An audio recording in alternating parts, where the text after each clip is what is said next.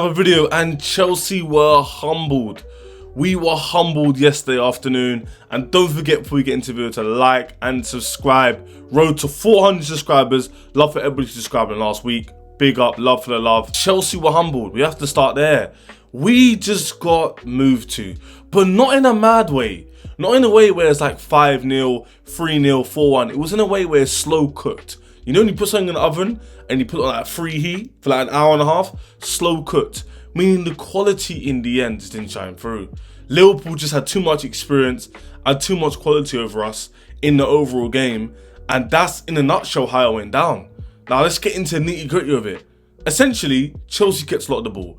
We play good football, you could say. The possession stats, the touches in the opposition area. Apparently we had like 26 to 18 touches in the box. We had like 57% to 43%, which is obviously very, very good against in Anfield. How many teams go there and dominate the ball? Not a lot, by the way. Chelsea did that. The passes of play, the confidence, the Lavia midfield, the Caicedo, the line-breaking passes from James, who was a risk to start, but Mariska started him. That's very ballsy from him. Was very good.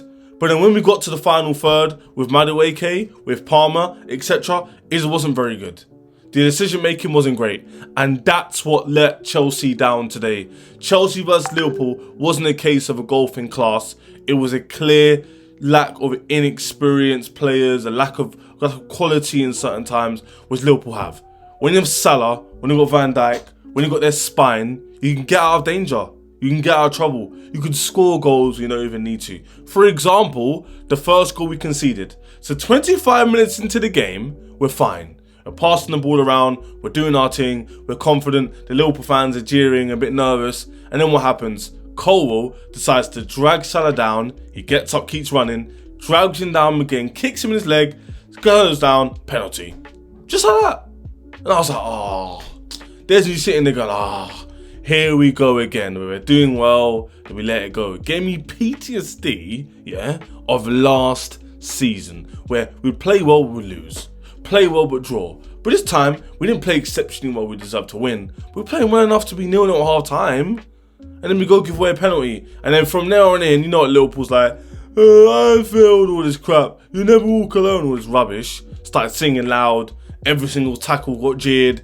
Before you know it, we're under the cosh. We could see the offside goal, we could see potentially another penalty, and it was mayhem. It was mayhem. And Chelsea was looking for half time, and we couldn't get to grips with the game. And that's how the first half basically went. Sancho petered off.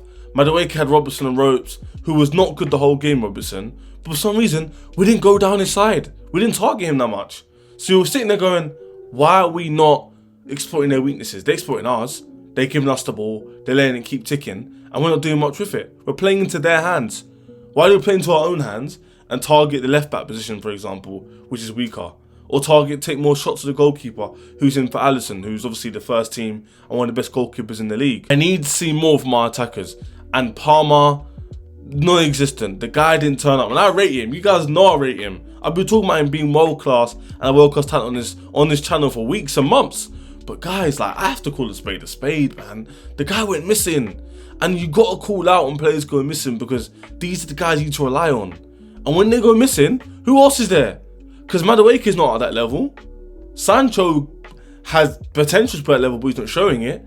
And that's the issue I'm having right now, is that people, they're relying too much on Palmer. So when he doesn't turn up, we're looking at rah.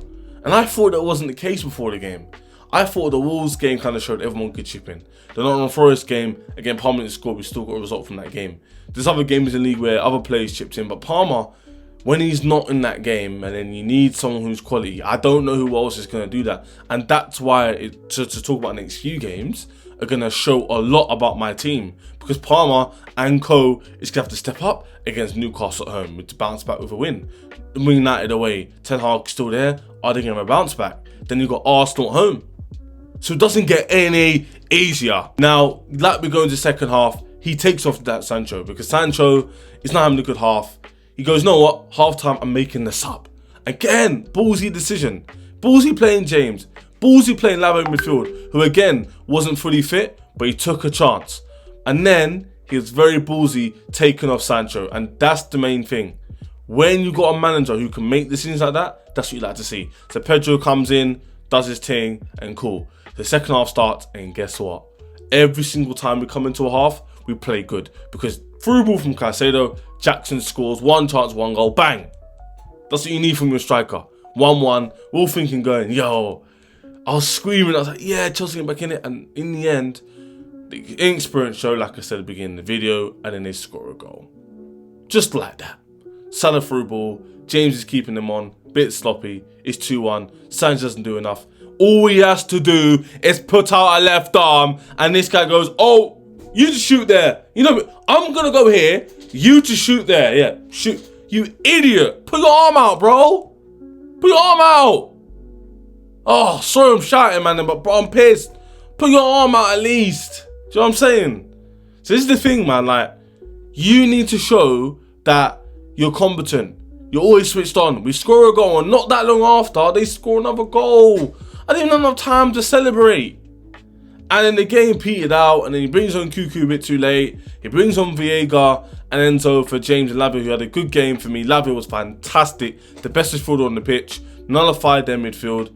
And that's the main threats came from the wing, in my opinion, the counter attacks. But he done a very good job. He's not fully fit, he came off. And obviously, just like Pedro Neto came on for Sancho, Enzo came on for Lavia and James, and then Lavia came off, and then we had a good midfield there with Vega in the middle. So for me, like, the subs were okay. The Nkuku one could have been a bit earlier, but it is what it is. I was disappointed because we could have done more in the game. We had half times at the end of the game, and you know what? I walk away from disappointed. I just do. And not a lot of people can say they've been to Anfield and are disappointed not to get a result, but I am. I'm one of them people because I expect us to show something different. I said before the game, I did prove, I said, show me you've changed. And performance-wise, we've changed. There's respect there. People see the way we're playing, the passages of play, the confidence, the style of football, the way the players are developing. People see that. But at the end of the day, results dictate how people feel.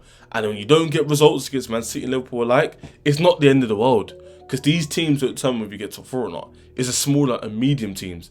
But you want to be getting there to show you can compete with the bigger teams when it comes to the cups, when it comes to potentially winning leagues. You see what I'm saying? Be consistent at the top. That's where your head-to-heads are very important. So for me, although we didn't get the result, the performance was okay. And that's where the respect level comes in. But overall, we need to be making sure we play decent, and your position isn't great, you need to be trying to get wins. Do you understand what I'm saying? You need to be trying to get wins. Because teams like, I don't know, Arsenal will pick up these points. And even though they're not doing well this season, they're still ahead of us because they've managed to go Spurs away and get the win. They managed to go Aston Villa away, and even though they didn't play well, grind out a win. Now, the Man City game and Liverpool game were opportunities to show that kind of esque performance. Where you don't play well or great, but you play good away from home in a tough stadium, but you get a result. A draw, or you nick a win, and everyone's gas, and do yada yada yada yada, rare tear tear. But for me, that's the next step. You keep growing now. You got so many big tests. Said it before, said it in my preview. We're going to speak about it more on this channel. We've got Newcastle, United, and Arsenal. This is the perfect opportunity to show yourself up. Perfect opportunity to show, you know what? That was a blip. We performed well, but we expect more. We expect results. So Newcastle at home, I'm expecting a win if we've changed. Man United away, I'm expecting a win if we changed. Aston Villa and Arsenal, all these teams, well, Arsenal will come out Aston Villa in the near future, I'm expecting results. So this is where you show whether you've changed or not. So I'm proud of the way we applied ourselves. I'm proud of Maresca showing confidence, but I need to see results. Because at the end of the day, they dictate where you are in the league. Because before you know it, you drop points to Newcastle, Tottenham are above us. Man United are 2 points behind us. And now that great start that was applauded and allured and praised, we're now sitting behind these teams that are bummy. And they are bummy. So you need to be careful, Chelsea. You don't end up like these teams like, you know, in the pack of Newcastle's, Manchester United's, the Aston Villas. You need to make sure you're not too far behind 1, 2, 3. Because if you're doing that, you know what I'm saying? You reach for the stars, you land on the moon. So you reach for there, you're not there yet. But if you reach there, and you have points similar to their trajectories, then you'll land around 4th. You won't be competing too much with Villa, in my opinion, who will be close challenges for 4th place. You'll be above them. You see what I'm saying? So for me, it's very imperative the next few games, I keep reminding myself that we show competency and we show a level that we can go up and show gears we can go up and keep growing. Because I don't want it to be a case where I'm sitting here next week and Chelsea have lost against Liverpool like we did yesterday, and then we've drawn against Newcastle, and now we're going to United having to get a win to make it 4 points. Not good enough. I need to see wins in both these games, and in the Arsenal game, we'll be confident and see what happens. But that's my take on the game. And you know what? If you enjoyed the video, like and share this video. And don't forget to subscribe. 400 subscribers by the end of the week. Don't forget to check out my TikTok. It's in the description. Check out my TikTok in the description. Leave your comments. I love to see comments, interact with them. I love for the love. See you next time.